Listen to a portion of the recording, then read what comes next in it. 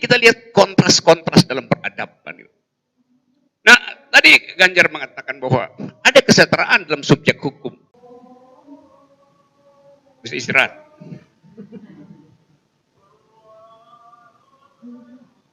Rehat sejenak. Ada yang habis azan ya.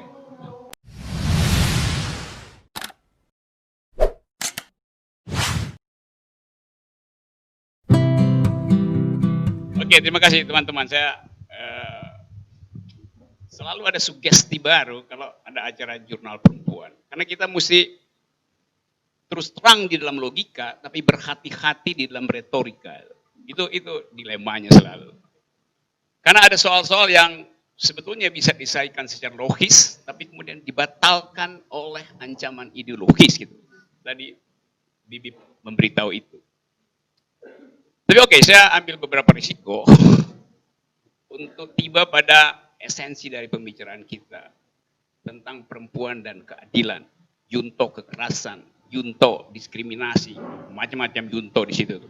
Karena kata perempuan, istilah perempuan sendiri sampai sekarang orang hanya ingat sebagai makhluk yang sebut aja separuh manusia. Dalam pengertian direndahkan. Tapi kalau saya bilang separuh manusia, juga bisa dalam pengertian ditinggikan, yaitu dia separuh dewa sebetulnya. Ini bukan sekedar permainan retorik, tapi sesuatu yang dari awal menjadi problem peradaban. Kita kenal istilah femme fatale, bahwa di belakang setiap kejahatan ada perempuan. Itu. Tadi misalnya soal Pandora Box itu.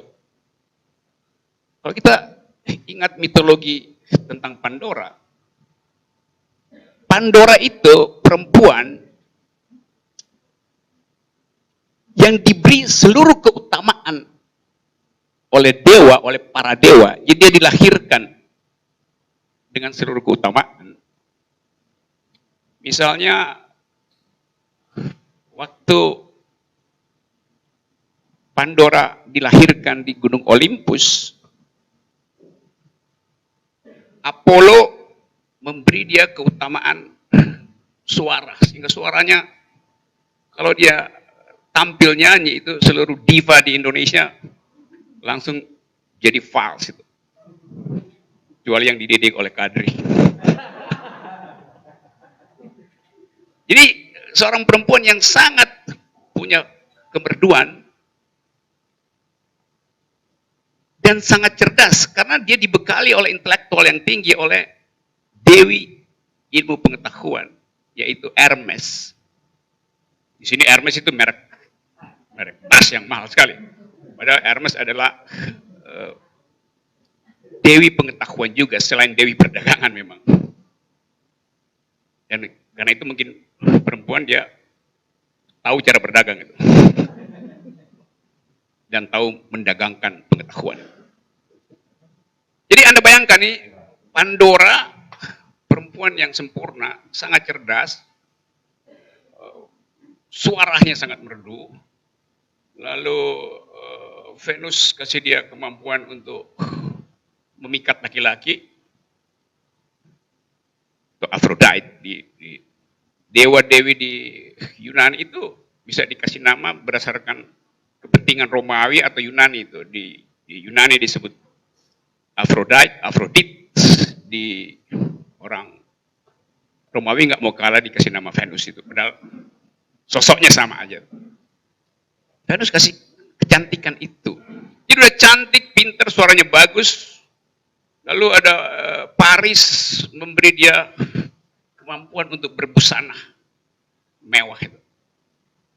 Jadi udah pinter, cantik, suara bagus dan bisa berbusana mewah itu. Sehingga kalau dia jalan-jalan di Plaza Senayan, seluruh butik tutup karena malu bahwa ya kalah pamor dengan Pandora. Lalu Pandora ini dikirim ke bumi untuk mengamat-amati manusia. Sebelum dia dikirim ke bumi, Dia diwanti-wanti oleh kepala para dewa, semacam Don Corleone di puncak Olympus itu. Namanya Zeus, dewa Zeus. Jagoan utama. Dia bilang, Anda saudari Pandora, Anda telah memiliki seluruh kualitas hidup. Cantik, pinter, suara bagus, busana mewah. Saya hanya ingin memberi Anda satu tambahannya, yaitu kotak. Dengan pesan, jangan sekali-sekali Anda buka kotak itu. Lalu Pandora bilang, oke bro. Lalu dia turun ke bumi. Dia melayang-layang di atas Eropa. Dia lihat Eropa ini lagi kacau. Ada banyak teror di situ, ketidakpastian nasib dari Uni Eropa karena Brexit. Dia nggak tahu dia mau turun kemana di dalam orientasi dia melihat bumi. Dia pergi ke Asia, dia lihat coronavirus ada di situ. Dia nggak mau turun di situ, Mbak Pandora ini. Dia ke Amerika, dia lihat, wah itu Trump bisa terpilih lagi karena udah lolos dari impeachment. Maka dianggap, wah itu negara akan kembali jadi rasis dan patriarkis. Dia nggak mau turun di situ. Karena dia cerdas dan punya kemampuan berpikir tinggi, dia beredar di sekitar Katulistiwa. Dan kemudian mendengar ada 2 perempuan, 3 perempuan, 3 laki-laki, lagi bicara soal gender equality. Maka dia putuskan untuk mendarat di Darul Ma'arif. Mbak Pandora itu. Dan kita nggak tahu di mana dia duduk karena dia berbentuk hologram. Dan saya bisa pastikan dia pasti dekat-dekat saya duduknya. Jadi kita sekarang ada bersama Pandora yang ingin membantu kita membuka kotak ketidakadilan. Tapi Pandora ingat bahwa dia diberi pesan, jangan membuka kotak itu. Dan sebagai orang yang patuh, dia mulai berpikir, kenapa saya dilarang membuka kotak itu? Dia dengar ada uraian dari Bivitri tentang fungsi negara, Adnike, macam-macam. Kuriositasnya timbul, kenapa orang bisa bicara dan saya dilarang bahkan untuk mengetahui isi kotak itu? Kenapa Ganjar bisa membongkar teori hukum pidana dan saya dilarang untuk membuka kotak ini?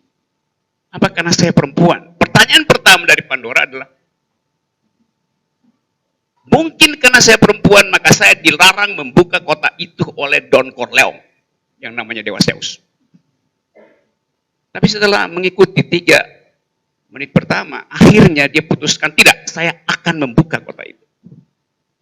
Dan tadi, tanpa sepengetahuan kita, Pandora akhirnya membuka kotaknya itu. Kita tahu di dalam mitologi itu dikatakan, begitu kotak dibuka, seluruh kejahatan beredar di dunia. Akhirnya, Pandora membuka kotak itu. Dengan konsekuensi, dia dituduh oleh peradaban selama 25 abad sebagai femme fatale. Gara-gara perempuanlah maka seluruh kejahatan terbuka. Kelancangan perempuan. Yang kemudian kita kenal dalam pengertian. Perempuan adalah the root of all evils. Akar segala bencana adalah perempuan. Itu filosofinya begitu. Sampai sekarang kita kenal itu. Di mana ada kejahatan, di situ pasti ada perempuan. Karena itu perempuan harus diatur. Yang paling kontroversial adalah melalui undang-undang ketahanan keluarga. Supaya perempuan dalam keluarga tidak menjadi evil. Salah satu pasal dalam undang-undang itu, kata Adnike tadi, perempuan nggak boleh surrogate, nggak boleh rahimnya itu dipinjamkan untuk menerima benih yang bukan dari pasangan resminya. Jadi Anda lihat bahwa bahkan hukum pidana mengatur sampai rahim perempuan. Jadi apa itu rahim perempuan? Rahim perempuan adalah lokasi politik patriarki itu. Jelas itu. Nah, kita mempertanyakan itu hari ini di dalam upaya untuk reinventing the justice, the idea of justice.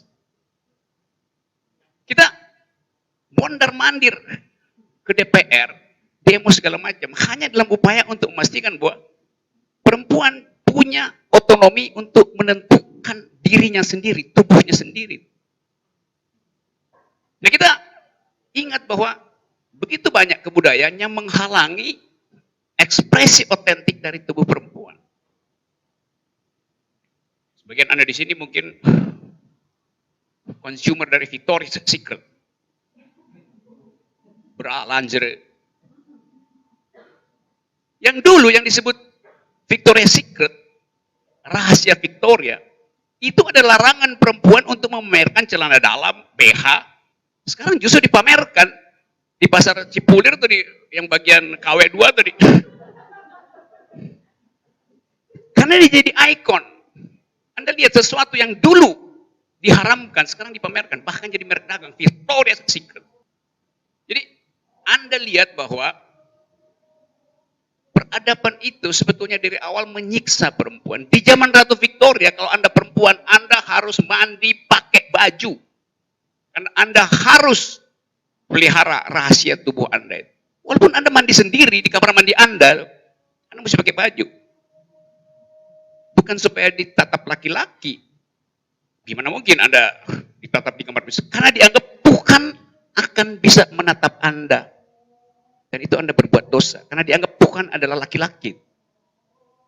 Sejauh itu refleksi tentang kebudayaan. Jadi kita lihat kontras-kontras dalam peradaban. Nah, tadi Ganjar mengatakan bahwa ada kesetaraan dalam subjek hukum. Bisa istirahat.